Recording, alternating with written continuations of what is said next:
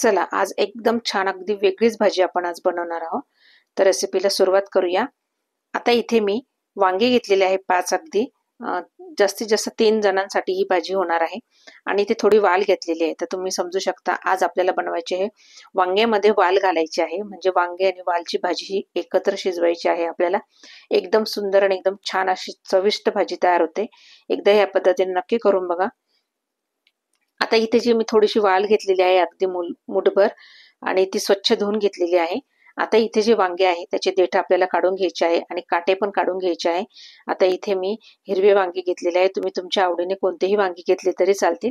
बघा आता हे काटे वगैरे आहे ते काढून घ्यायचे आहे आणि देठ अगदी थोडंसं शेवटचं टोक आहे हे कट करायचं आहे. तुम्हाला जर देठ आवडत असेल तर राहू द्या, पण बाकीचं शेवटचं टोक हे कट करायचं आहे. तर मी हे सगळ्या वांग्याचे टोक कट करून घेत आहे.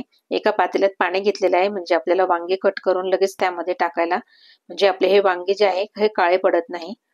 बघा तुमच्या आवडीप्रमाणे तुम्ही हे फोडी करू शकतात. तर मी ह्या प्रकारात अशा ह्या फोडी करून घेतलेल्या आहे व लगेचच आपल्याला ह्या पाण्यामध्ये घालायच्या आहे. गार पाणी आहे हे. बघा अशाच प्रकारे ह्या सगळ्या वांग्याच्या फोडी मी अशा हे तयार करून घेणार आहे. अगदी झटकीपट होणारी भाजी आहे. एकदम अगदी झाली का लगेच गरम गरम खायला बसायची. ह्या हिवाळ्यामध्ये तर सगळं काही गरमच लागतं आणि छान वाटतं ते. बघा आता हे सगळे वांगे छान असे झालेले आहे कट करून. मी पुन्हा स्वच्छ पाण्यामध्ये धुवून पुन्हा चांगलं पाणी यामध्ये घालून घेत आहे. पहा आता हे वाल पण झालेले आहे, वांगे पण झालेले आहे. आता या भाजीसाठी मी एक मिडियम आकाराचा टमाटा घेणार आहे आणि एक मिडियम आकाराचा कांदा घेणार आहे आणि हे दोन्हीही व्यवस्थित छान असे कट करून घ्यायचे आहे. तर मी आधी टोमॅटो स्वच्छ धुवून घेतलेला आहे आणि हे मस्त अगदी बारीक बारीक आपल्याला कट करून घ्यायचे आहे. थोडी कोथिंबीर देखील कट करून घ्यायची आहे. चला तर मग आता फोडणीची तयारी करूया. तर गॅसवर मी एक कढई घेतलेली आहे व त्यामध्ये नेहमीसारखंच आपल्याला तेल घालायचं आहे. अगदी थोडंसं जास्त घातलं तरी हरकत नाही. तेल गरम झालं की लगेच आपल्याला मोहरी घालायची आहे. मस्त मोहरी तडतडली की लगेच जिरं घालून घ्यायचं आहे आणि आता छान मस्तपैकी हिंग घालायची आहे. हिंगाची फोडणी खूप सुंदर लागते, पाहू शकता तुम्ही. आता हे हिंग तडतडलं की मस्त छान अगदी आपण जो कट केलेला कांदा आहे हा छान अगदी तेलामध्ये आपल्याला फ्राय करून घ्यायचा आहे. थोडी कोथिंबीर घालून घ्यायची आहे. बघा आधी हिंग जर तेलात टाकलं ना की भाजीला अगदी सुंदर चव येते. भाजीचा वास खूप सुंदर सुटलेला आहे नुसत्या हिंगाच्या फोडणीने देखील. आता हा कांदा एकदम छान असा कांदा परतवून घ्यायचा आहे आपल्याला. पहा आता त्यामध्ये लगेचच आपल्याला लगेच हा टोमॅटो आपण कट करून ठेवलेला आहे हा घालून घ्यायचा आहे व टोमॅटो देखील आपल्याला छान असा मस्त परतवून घ्यायचा आहे. अगदी मऊ होईपर्यंत टोमॅटो आपल्याला परतवून घ्यायचा आहे, तुम्ही पाहू शकता. आता यामध्ये चवीनुसार आपल्याला मीठ घालून घ्यायचं आहे. मिठामुळे काय होतं की लगेच आपली जे टोमॅटो आहे ते स्मॅश व्हायला आणि मऊ व्हायला लगेच मदत होते. बघा एकदम छान अगदी मस्तपैकी. आता यावर आपल्याला थोडंसं झाकण घालून घ्यायचं आहे, म्हणजे एक वाफ काढायची अगदी 2 मिनिटांची. त्यामुळे काय होतं की टमाटा अगदी खूपच मऊ झालाय. बघा एकदम छान मस्त शिजलेला आहे. यामध्ये अद्रक लसूण हिरव्या मिरच्यांची मी जी पेस्ट आहे ती 1 चमचा टाकून घेणार आहे आणि ती छान अगदी मस्तपैकी फ्राय करून घ्यायची आहे कांदा टोमॅटो बरोबर. बघा एकदम मस्त फ्राय झालेली आहे ना.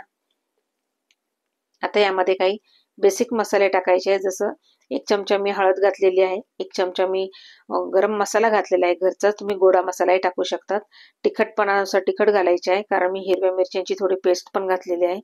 2 चमचे धनेपूड घालून घ्यायचे आहे आपल्याला आणि छान अगदी मस्त मिक्स करून घ्यायचं आहे.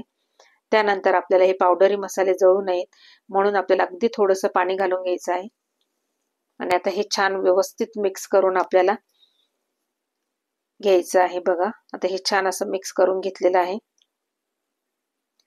टोमॅटो पण छान असे स्मॅश झालेले आहे. बघा एकदम छान अगदी मस्त कलर आलेला आहे यामध्ये. आता जो आपल्याला वाल आपण धुवून ठेवलेला होता वालपापडी, तर ती आपल्याला यामध्ये टाकून घ्यायची आहे. पाणी सगळं काढून घ्यायचं आहे आणि मगच टाकायचं आहे आपल्याला. आणि हे छान अगदी टोमॅटो बरोबर मस्तपैकी 1 ते 2 मिनिटं परतवून घ्यायचं आहे मस्त. आणि त्यानंतर मग आपल्याला यामध्ये वांग्याच्या फोडी ज्या केलेल्या आहेत त्या टाकून घ्यायच्या आहे सगळ्या. आता मी हे सगळं टाकून घेते आहे छान मस्तपैकी. आता हे व्यवस्थित असं मिक्स करून घ्यायचं आहे आपल्याला. पहा कलर वगैरे किती सुंदर आलेला आहे. अगदी बघता क्षणी खाण्याची इच्छा होईल. एकदम झटकीपट होणारी आणि नवीनच एकदम.